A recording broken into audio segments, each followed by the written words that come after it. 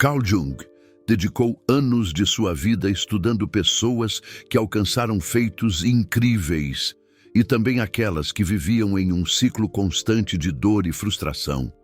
E ele chegou a uma conclusão que muda tudo. Não eram os percalços da vida que ditavam o destino dessas pessoas. Era a forma como elas encaravam esses percalços, a maneira como elas pensavam. Jung identificou 7 padrões de pensamento, 7 chaves que separam aqueles que estão no controle da própria vida, daqueles que são controlados pelos outros, pelas circunstâncias, pelas emoções. E se você está assistindo a este vídeo agora, algo dentro de você, no fundo, já sabe que precisa mudar. O seu subconsciente está tentando te alertar. Essa sensação de estar preso, de que as coisas sempre acontecem com você, mas nunca a seu favor. Jung tinha um nome para isso. Eu vou te apresentar essas 7 formas de pensar que Jung nos ensinou. E não se engane.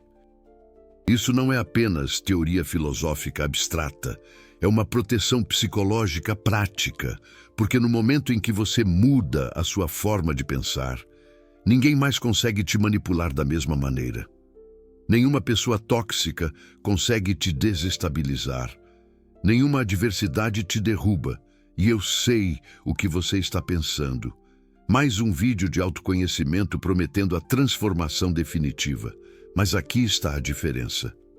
Jung não estava interessado em autoajuda superficial ou em fingir que tudo é fácil. Ele estava interessado na verdade brutal, aquela que te liberta. Deixa eu te dar um exemplo concreto. Antes de entrarmos nos 7 padrões, conheço uma pessoa, vamos chamá-la de Ana. Ana tinha 34 anos e vivia se sentindo exausta, emocionalmente esgotada. Em todos os relacionamentos que ela se envolvia, a mesma dinâmica se repetia.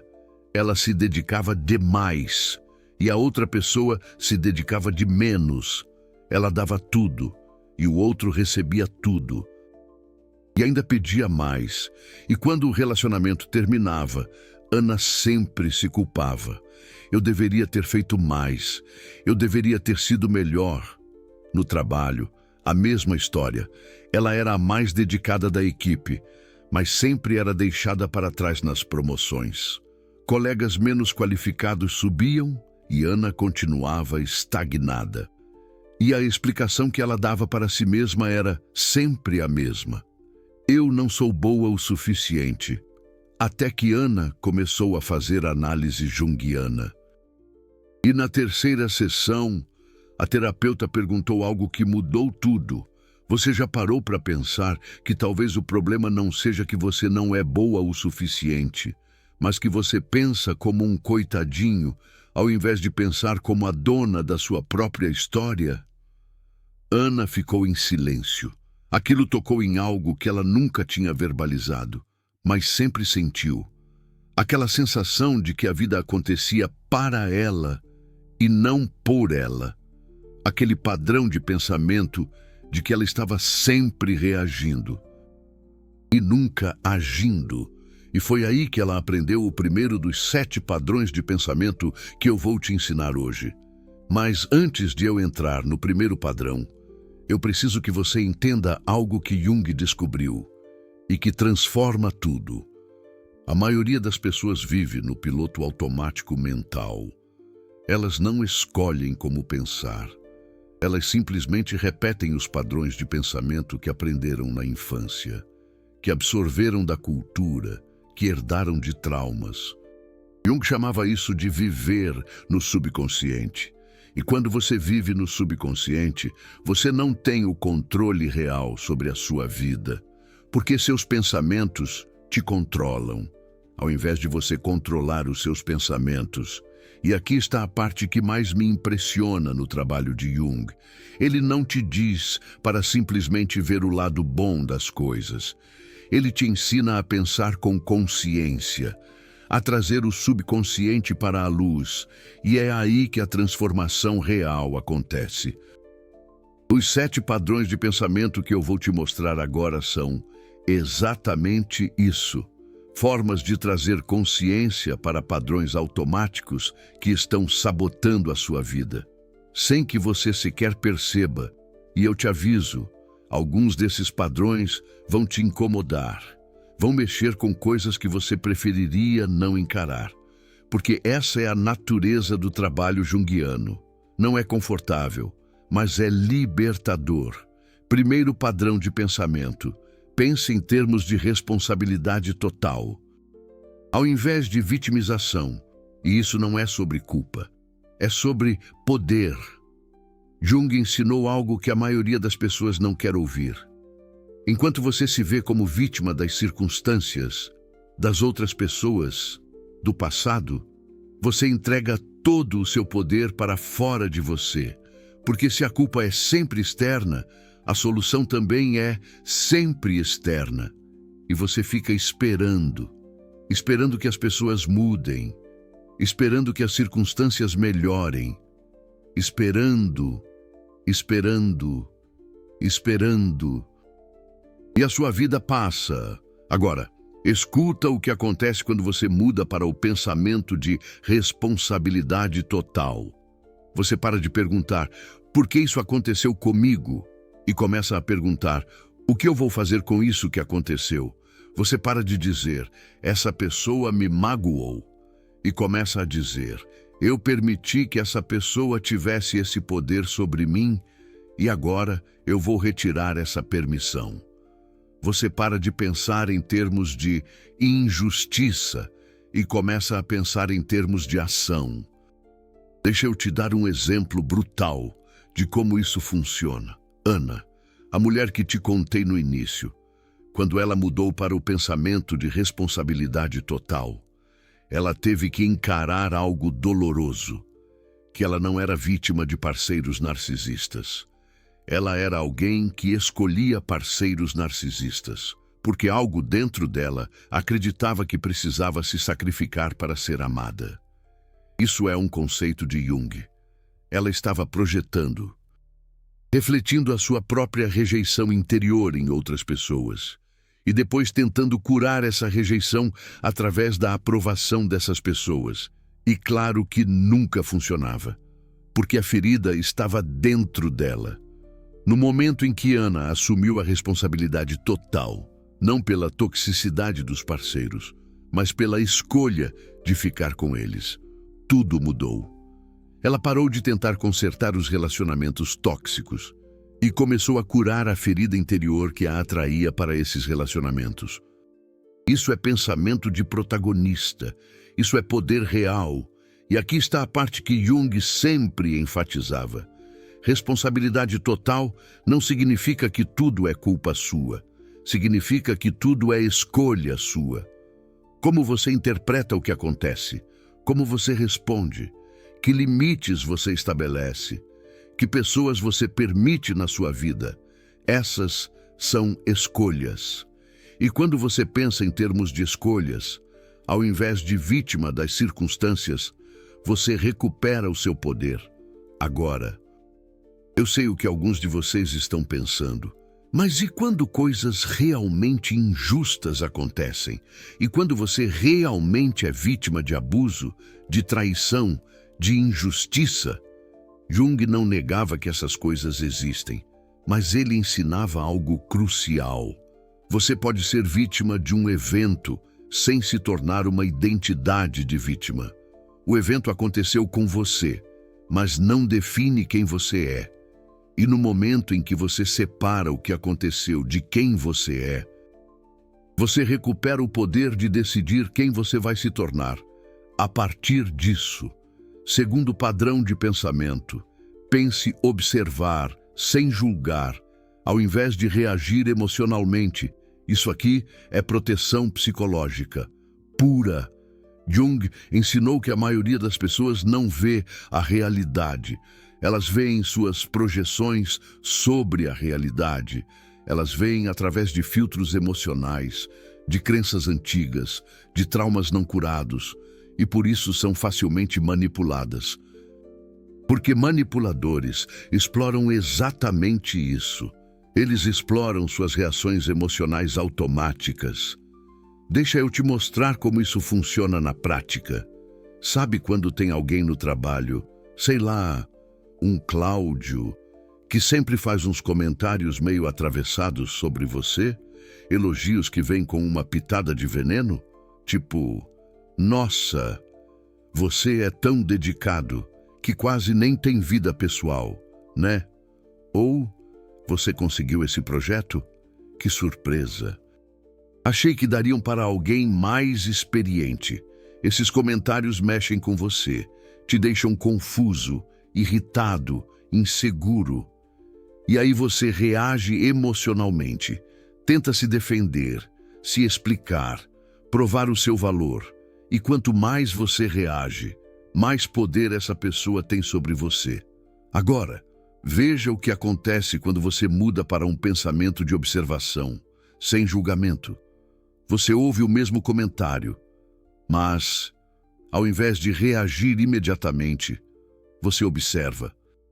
Você nota que a irritação está surgindo. Você nota o impulso de se defender.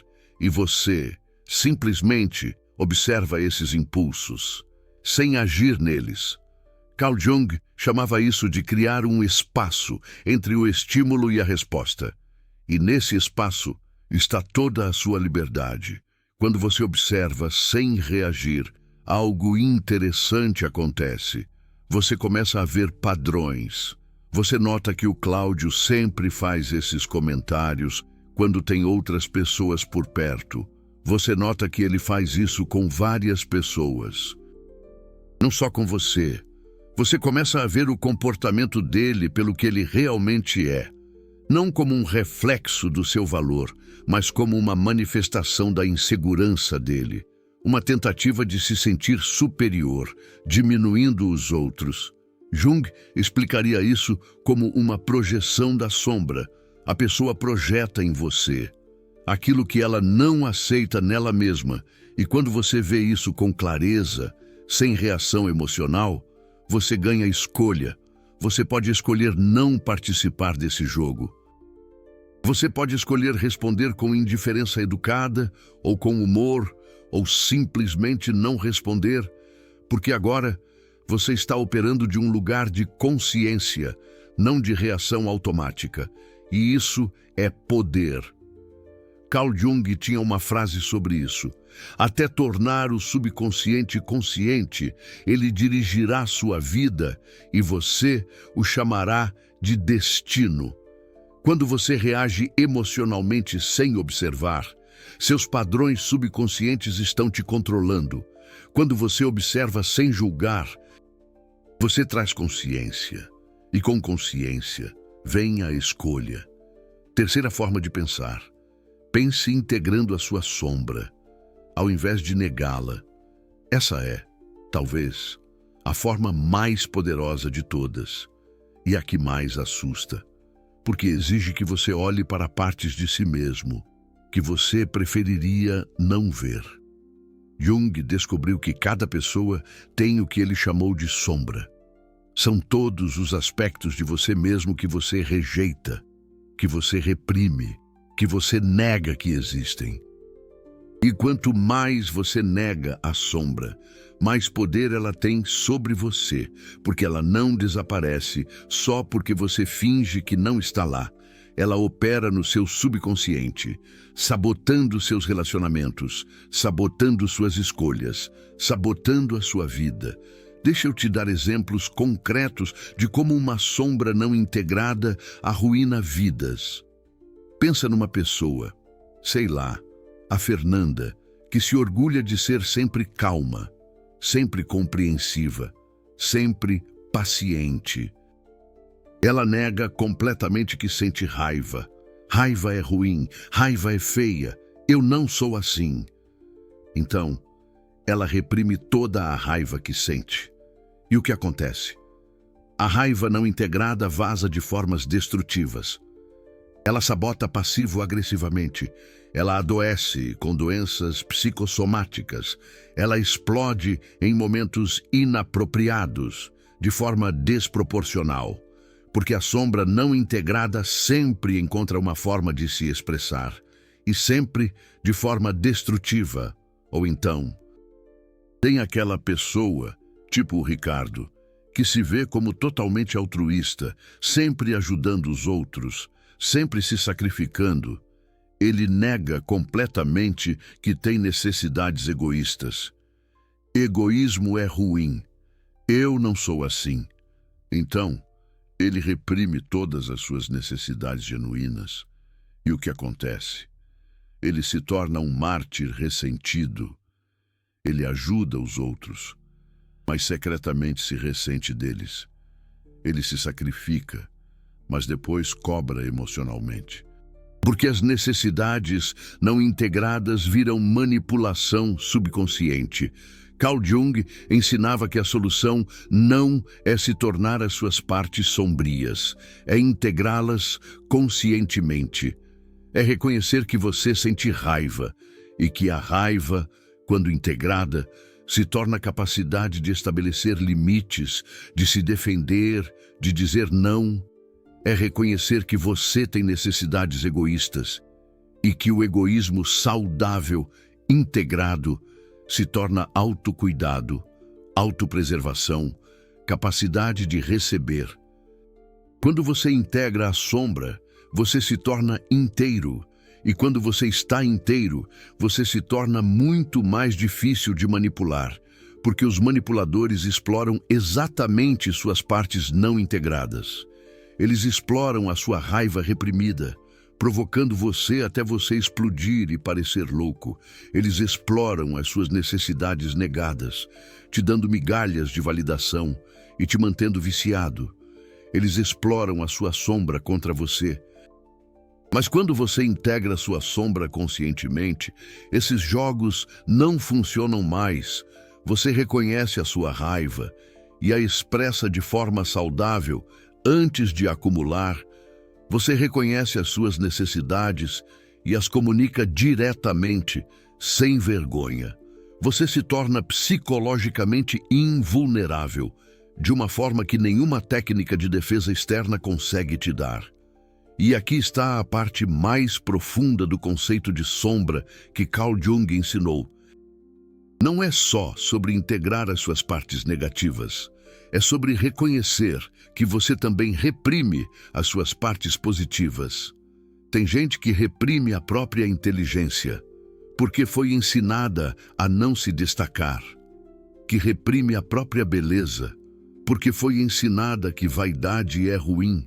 Que reprime a própria ambição, porque foi ensinada que isso é egoísmo. E todas essas partes reprimidas, positivas ou negativas, formam a sombra. E todas precisam ser integradas.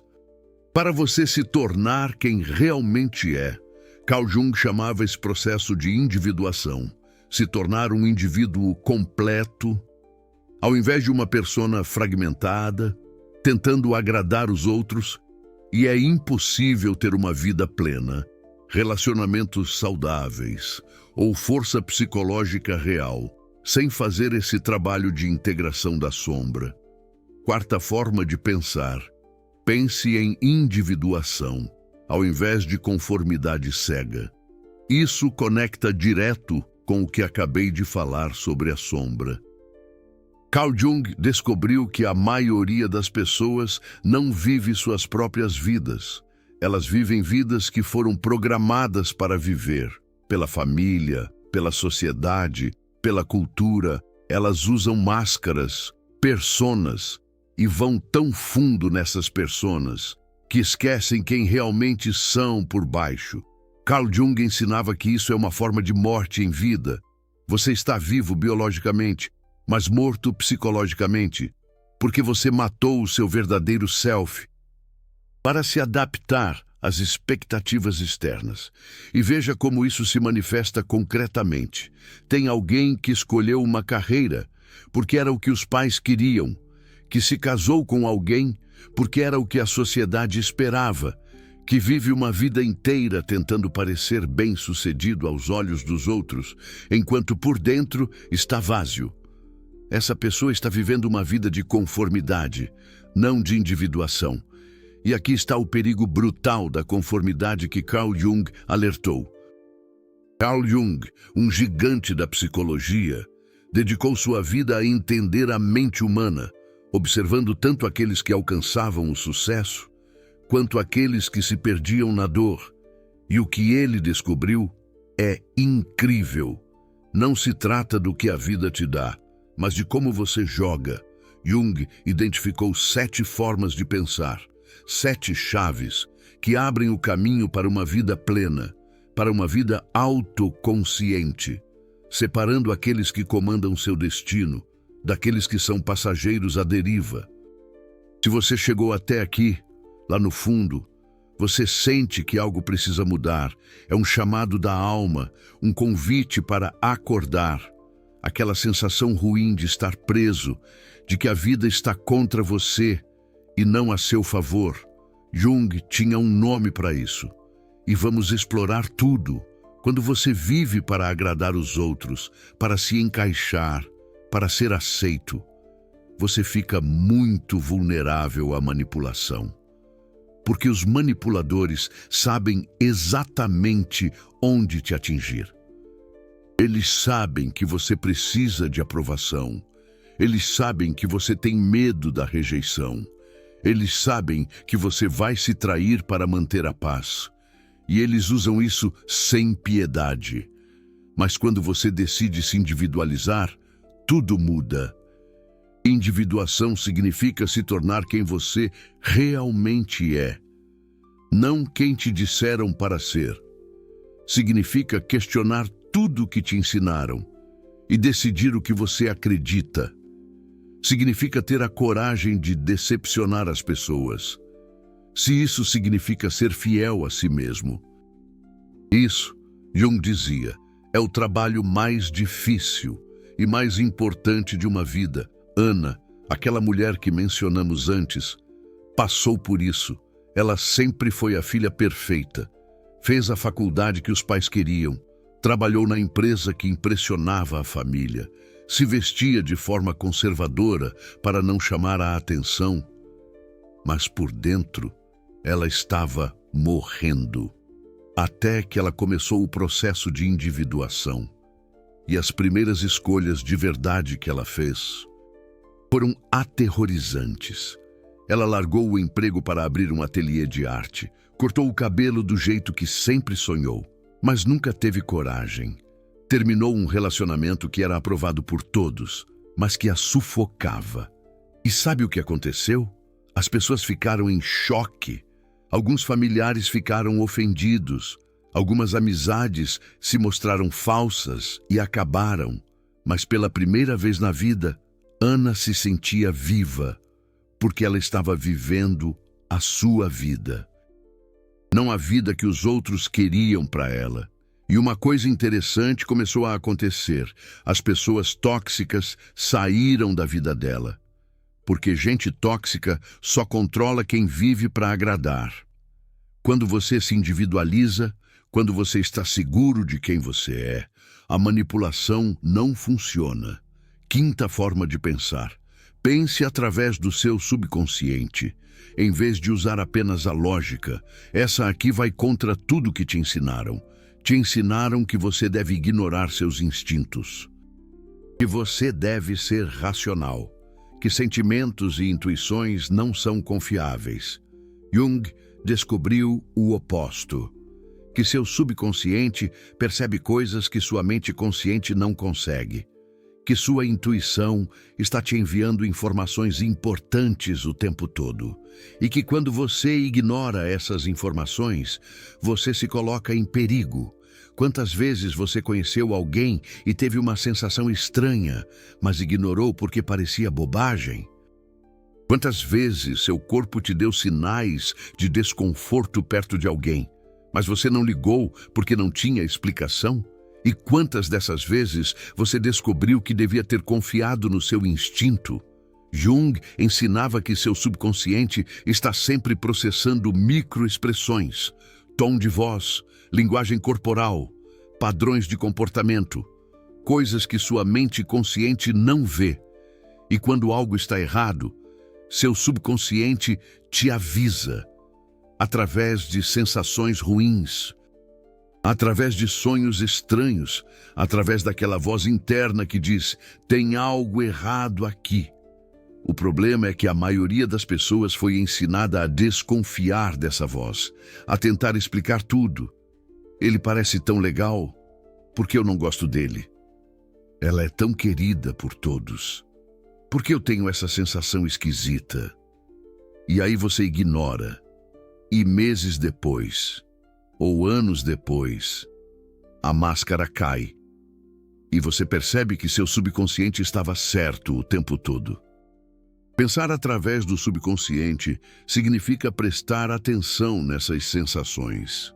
Não significa agir por impulso.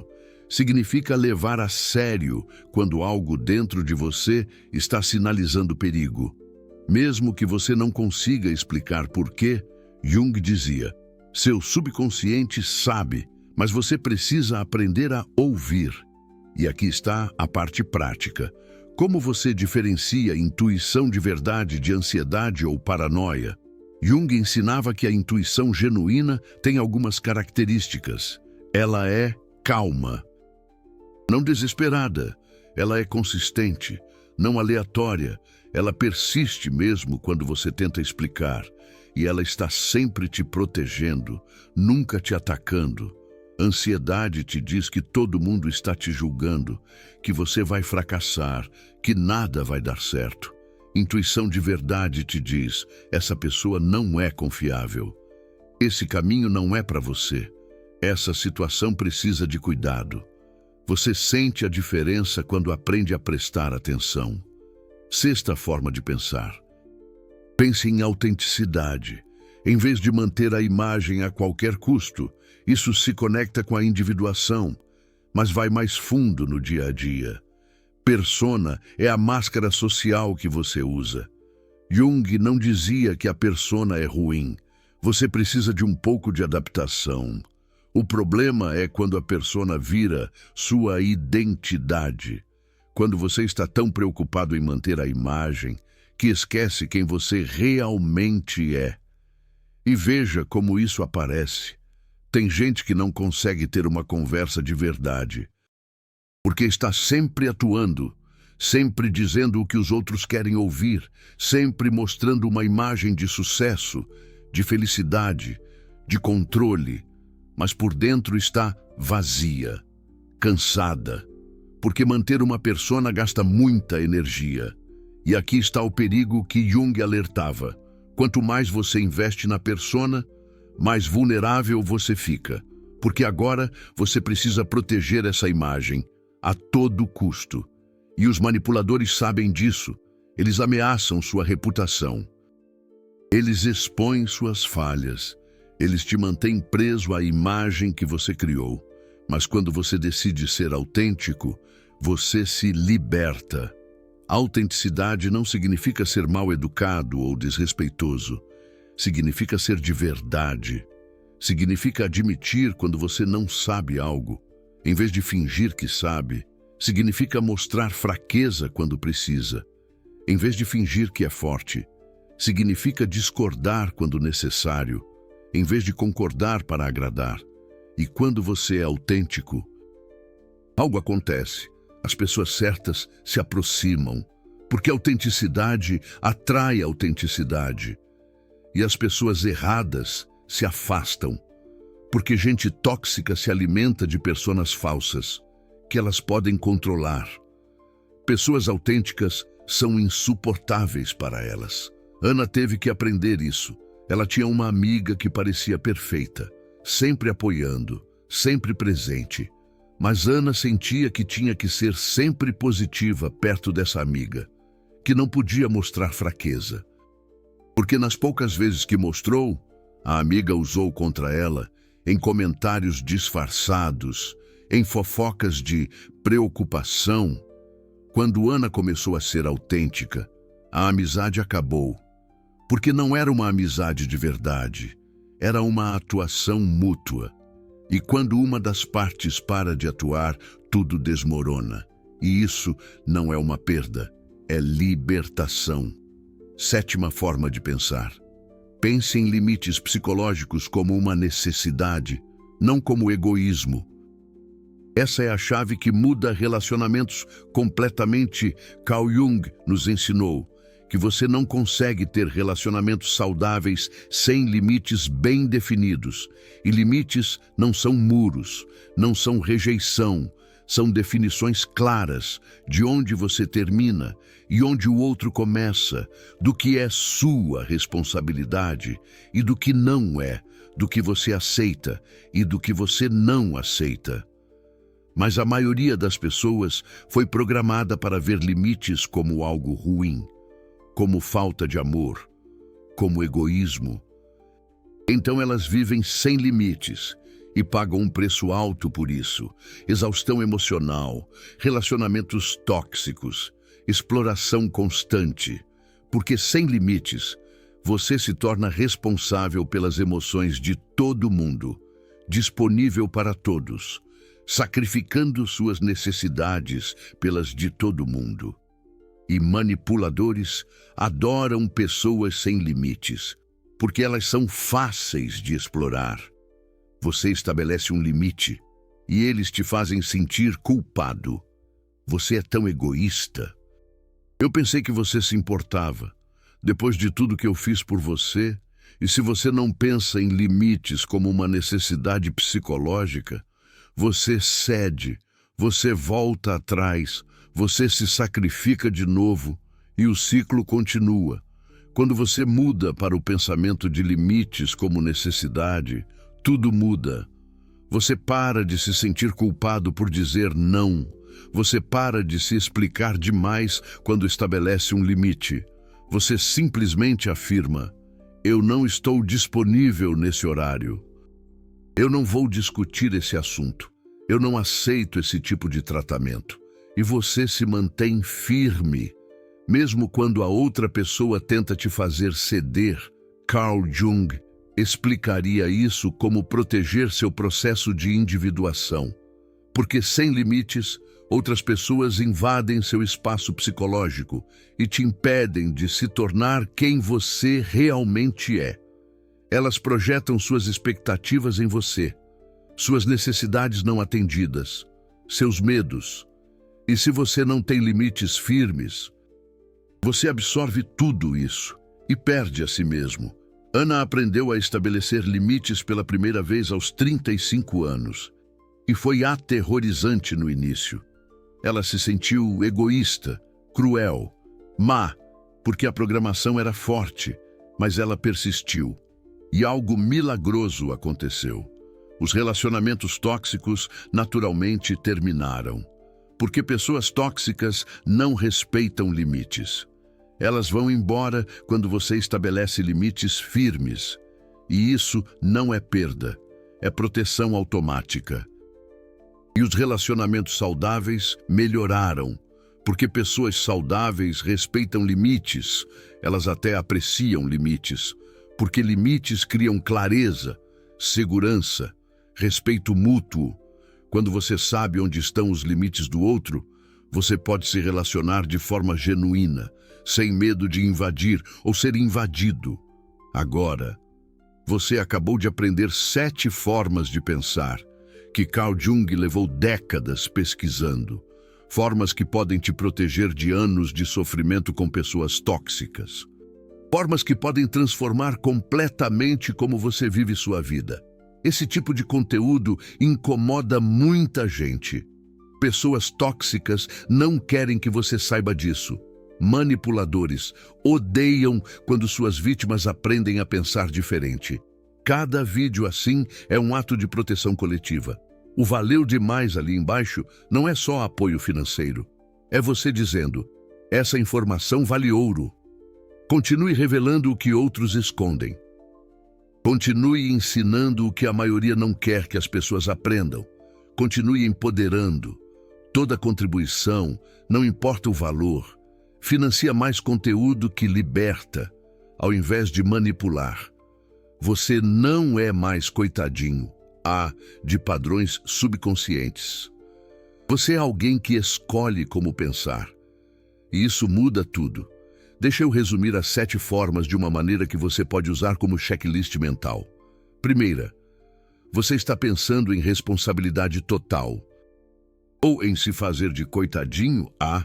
Segunda, você está observando sem julgar ou reagindo automaticamente. Terceira, você está integrando sua sombra ou negando partes de si mesmo. Quarta, você está vivendo em individuação ou em conformidade cega. Quinta, você está ouvindo seu subconsciente ou ignorando sua intuição. Sexta, você está sendo autêntico ou mantendo uma persona falsa. Sétima, você está estabelecendo limites saudáveis ou deixando outros invadirem seu espaço psicológico. Essas 7 perguntas são proteção prática. Use elas quando estiver em dúvida sobre uma situação, quando sentir que algo está errado, mas não conseguir identificar o que. Quando estiver considerando uma decisão importante, quando estiver lidando com alguém que te deixa desconfortável. Essas formas de pensar são como um sistema de defesa psicológica que Carl Jung te deu. E aqui está o que vai acontecer quando você começar a aplicar isso. No início vai ser desconfortável, porque você está mudando padrões que estão há anos, talvez décadas, no seu subconsciente. Pessoas vão reagir, algumas vão te testar, algumas vão ficar ofendidas, algumas vão até te acusar de ter mudado para pior. E em certo sentido, você mudou. Você mudou de alguém fácil de manipular para alguém difícil de enganar, de alguém que se adapta a qualquer custo, para alguém que mantém sua autenticidade, de alguém sem limites, para alguém que se protege. E as pessoas que ficam na sua vida depois dessas mudanças, essas são as pessoas certas, porque elas respeitam quem você realmente é. Elas não precisam que você se sacrifique para estar com elas. Elas não se sentem ameaçadas pela sua individuação. Essas são as relações que valem a pena. Carl Jung tinha uma visão sobre o propósito da vida que muda tudo. Ele dizia que o propósito não é ser feliz no sentido superficial. O propósito é se tornar consciente, é trazer luz para o subconsciente. É integrar a sombra, é realizar a individuação, é se tornar quem você nasceu para ser, antes de ser programado para ser outra coisa. E quando você faz isso, quando você pensa dessas 7 formas, algo interessante acontece. Você pode não ser feliz todo dia, mas você está vivo de verdade. Você está vivendo sua vida. Não a vida que outros projetaram em você. Ana hoje tem 39 anos, 5 anos depois de começar esse trabalho. E se você perguntar se ela é mais feliz, ela vai dizer que a pergunta está errada. Ela é mais real, mais inteira, mais livre. Ela não precisa da aprovação de ninguém para saber que está bem. Ela não se sente mais controlada pelas opiniões alheias. Ela estabelece limites, sem culpa. Ela confia na intuição. Ela vive de forma autêntica.